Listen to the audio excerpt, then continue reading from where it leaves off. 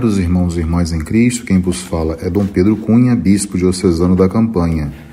Hoje é domingo, dia 14 de fevereiro, e estamos celebrando o sexto domingo do tempo comum, cujo evangelho é o de Marcos 1, 40 a 45, que diz assim: Aproximou-se dele um leproso, suplicando-lhe de joelhos: Se queres, podes limpar-me. Jesus compadeceu-se dele, estendeu a mão, tocou e lhe disse: Eu quero ser curado. E imediatamente desapareceu dele a lepra e foi purificado. Jesus o despediu em seguida com esta severa admoestação: Vê que não o digas a ninguém, mas vai, mostra-te ao sacerdote e apresenta pela tua purificação a oferenda prescrita por Moisés para lhe servir de testemunho. Caríssimos irmãos e irmãs, quem participar da Santa Eucaristia de hoje poderá também observar que na primeira leitura, que é retirada do livro de Levítico, o capítulo 13, vai observar algumas leis ou prescrições judaicas, que obrigava, portanto, os leprosos a deixarem sua casa, a abandonarem seus parentes e o convívio com as outras pessoas. E deviam, além disso, morar afastados de todos, fora dos lugares habitados, nas cavernas e também revestidos de trapos. Se por algum motivo se encontrassem com alguém, os leprosos deviam gritar que eram impuros, para que este não se aproximasse deles e ficasse impuro também. Hoje, graças a Deus, com o avanço da medicina, nós não temos mais esse problema, porque já temos a cura para este mal. Mas não era assim na época de Jesus. Um traço muito marcante nesse evangelho de hoje é que o evangelista São Marcos, ele, nesse primeiro capítulo ainda, ele quer resumir com esse milagre do leproso a atividade de Jesus na Galileia. Então, este gesto de cura assume uma peculiaridade muito interessante. Por quê? Porque é um milagre revelador do poder de Jesus, mas, sobretudo, de um poder que irrompe, que, na verdade, é o irromper do reino de Deus mesmo na pessoa de Jesus. No âmbito judaico, portanto, como eu já mencionei anteriormente, a cura de um leproso era comparada também à ressurreição de um morto. Por quê? Porque era um mal que não tinha cura. Então, o evangelho, portanto, de Mateus, no caso, lembra a purificação dos leprosos, junto também com outros gestos de Jesus, como sendo também um sinal do cumprimento do tempo messiânico predito pelos profetas. É importante destacar isto já agora. E o atual relato do evangelista Marcos revela o que? As ressonâncias profundas do gesto cumprido por Jesus. E sobressai aí, logo, uma atitude, como eu falei para vocês, contraditória de Jesus para com o doente, porque ele, em certo sentido, transgride ou ultrapassa, né, o que, na verdade, a lei do livro do Levítico previa. Ou seja, Jesus ultrapassa pelo fato dele acolher esse leproso. E, ao mesmo tempo, Jesus demonstra uma prontidão em aderir o pedido dele de ficar curado. Mas, de outro lado, também tem uma ordem de Jesus muito severa, pedindo que ele se calasse. E, ao mesmo tempo, uma despedida um tanto quanto rude da parte de Jesus, porque ele mandou embora esse leproso.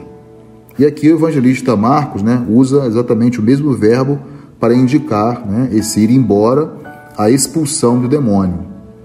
Então, além disso, a cura, ou melhor ainda, a purificação operada por Jesus, com um gesto claro e contrário às normas rituais de segregação dos leprosos, vai contrastar abertamente com a ordem de mostrar-se ao sacerdote e fazer a oferenda, conforme as prescrições legais.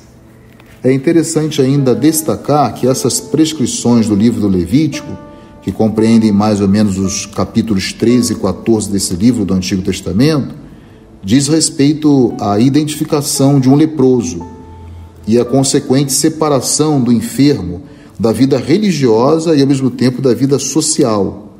Isso foram registrados, né, como nós sabemos, também em vários outros escritos judaicos. O leproso era considerado um ferido por Deus, ou seja, um inábil para a própria vida da comunidade, até que acontecesse a cura. Como não tinha uma cura medicinal, essa cura só poderia vir de Deus. Portanto, ele era reintegrado depois de um sacrifício e tratava-se, portanto, de uma exclusão religiosa e não apenas de uma medida higiênica. Talvez isso pudesse ainda afetar mais o lado psicológico, né? Gerando um drama para a pessoa aí nesse aspecto. Um outro elemento interessante do Evangelho de hoje é que o Marcos sublinha aquilo que nós chamamos de segredo messiânico, né? O silêncio ou o mistério que deve ainda circundar esse gesto de Jesus. Pelo contrário, deve tornar-se manifesto o significado de tal gesto. Ou seja, o homem, nesse sentido, ele é reintegrado, purificado e deve ser readmitido na própria comunidade, lá onde chega também o próprio reino de Deus. Caem, em certo sentido, as barreiras das exclusões. Então, os tutores da antiga legislação devem reconhecer que isto é uma prova e, ao mesmo tempo, um testemunho de um tempo novo que já se iniciou com a presença de Jesus entre nós. O leproso curado, então, pode se tornar um anunciador da palavra de Deus, isto é aquele que comunica a mensagem nova contida nos gestos de Jesus. Observamos que ele não consegue conter essa graça que ele recebe de Jesus, mas começa a cantar, louvar, a bendizer a Deus e a manifestar esse milagre ou essa graça que ele recebe da parte de Deus. Isso não exclui também, né, um fácil mal entendido popular. Portanto, Jesus ele não pode entrar, aí está a questão, né? Ele realiza essa cura em relação ao leproso, mas isso vai trazer um embaraço no relacionamento, até na própria convivência social de Jesus e em alguns lugares. Ele não pode entrar nesses centros habitados, ou seja, esses vilarejos. Ele deve ficar agora, por conta dessa cura, em alguns lugares mais apartados ou retirados. Apesar disso, o próprio evangelista Marcos ele vai anotar que o povo vai até Jesus de todos os lugares, provenientes de todos os lugares, mesmo Jesus tendo que ficar retirado, também por causa dos magistrados do povo e para evitar uma convulsão popular ou social nessas comunidades, né? Como o leproso também, ele foi ao encontro de Jesus como sendo um enfermo. Assim, agora não é só o leproso que vai ao encontro de Jesus, mas por causa desse feito, já no primeiro capítulo do evangelista Marcos, né, a multidão é que vai agora procurar Jesus.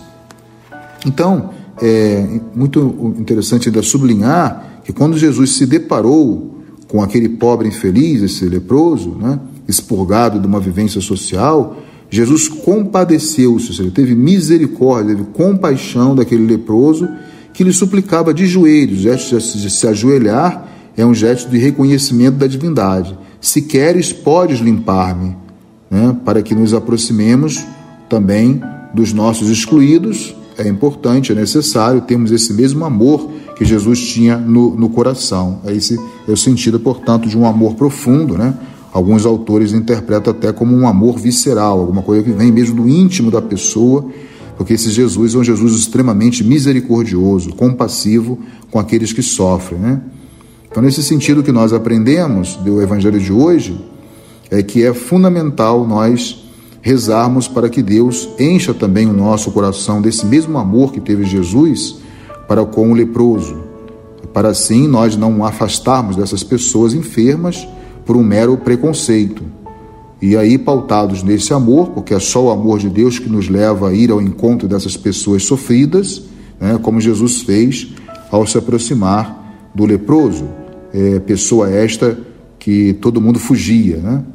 E ao mesmo tempo somos chamados e somos inspirados por esse evangelho de hoje a levar a nossa própria natureza a vencer também todo tipo de rejeição em relação às pessoas, que muitas vezes também, independente da doença, nós não gostamos das pessoas a uma primeira vista, então temos que corrigir o nosso coração, pedindo, portanto, que o nosso coração seja semelhante a esse coração do Cristo, que foi capaz de ter misericórdia e compaixão, se colocar no lugar desse leproso que sofria essa rejeição social. Então peçamos na liturgia desse domingo e também refletindo todo o nosso agir e o nosso testemunho cristão no curso dessa semana, que nosso Senhor nos encha o coração com o seu amor, para tratarmos todos igualmente e sem preconceito e sem distinção, e nos servirmos de todas as situações e ocasiões para evangelizarmos e semearmos a palavra de Deus, para que ninguém esteja excluído desse amor misericordioso que Jesus nos ensina no Santo Evangelho de hoje. Louvado seja nosso Senhor Jesus Cristo, para sempre seja louvado. O Senhor esteja convosco, Ele está no meio de nós. Por intercessão da Virgem do Carmo e dos nossos beatos Padre Victor e Inha Chica, abençoe-vos o Deus Todo-Poderoso, Pai e Filho e Espírito Santo. Tenham todos um abençoado domingo.